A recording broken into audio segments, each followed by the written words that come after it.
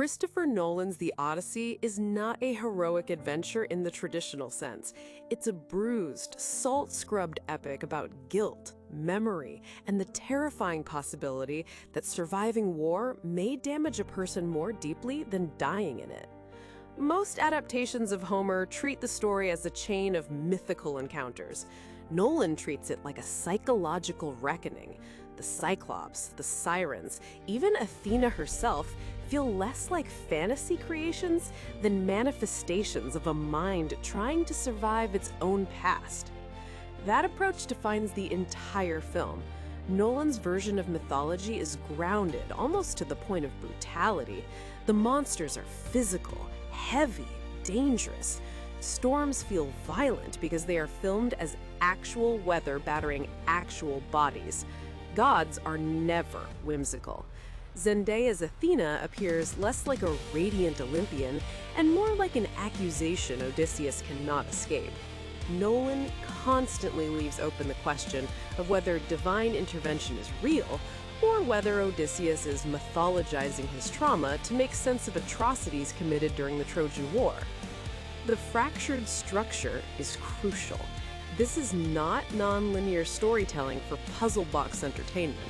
The story loops backward the way traumatic memory does. Scenes from Troy interrupt moments at sea without warning. A victory suddenly becomes a massacre. A quiet conversation collapses into screams. The effect is emotionally exhausting in the best way. The audience experiences Odysseus as a man unable to separate past from present. The sea itself starts feeling like an extension of his mental state, repetitive, punishing, endless. Matt Damon gives one of the strongest performances of his career. His Odysseus is intelligent in a way that feels dangerous. Every solution carries moral compromise. Damon plays him as a man who has spent 20 years turning survival into justification. The brilliance of the performance is that heroism never fully disappears, but it's poisoned by self-awareness. He wants to return home while suspecting he no longer deserves it. Anne Hathaway is extraordinary as Penelope. Nolan understands that Ithaca cannot merely symbolize home, it has to feel alive enough to justify the journey. Hathaway gives Penelope enormous emotional authority. She is strategic, furious, exhausted, and constantly calculating how to survive politically while preserving dignity.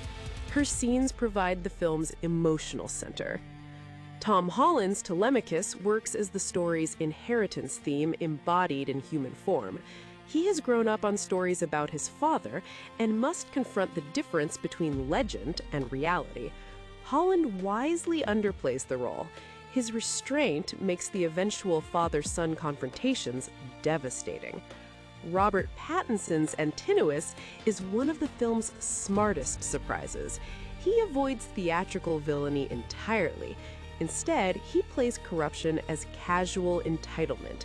In a movie filled with monsters, Pattinson becomes the most recognizably modern threat, a man who mistakes power for ownership. Technically, the film is staggering.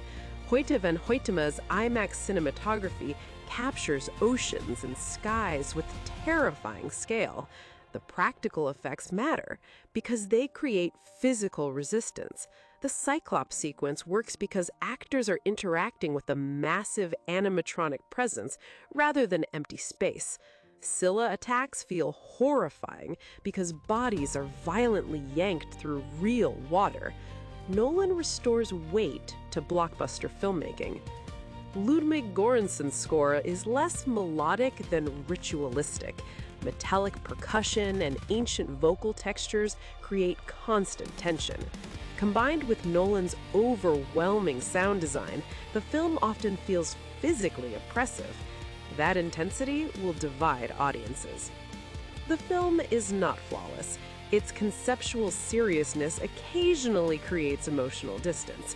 Some modernized dialogue clashes awkwardly against the ancient setting, and Nolan's dense structure sometimes suppresses the primal adventure pleasures audiences may expect from the Odyssey. Still, the ambition is astonishing. Nolan transforms mythology into a meditation on war trauma, political decay, masculine identity, and the stories people tell to survive themselves. This is not comforting prestige cinema. It is a storm system disguised as an epic. I'd give The Odyssey a 4.5 out of 5. It falls just short of perfection because of its emotional severity, but as a piece of filmmaking, it's immense, haunting, and unforgettable.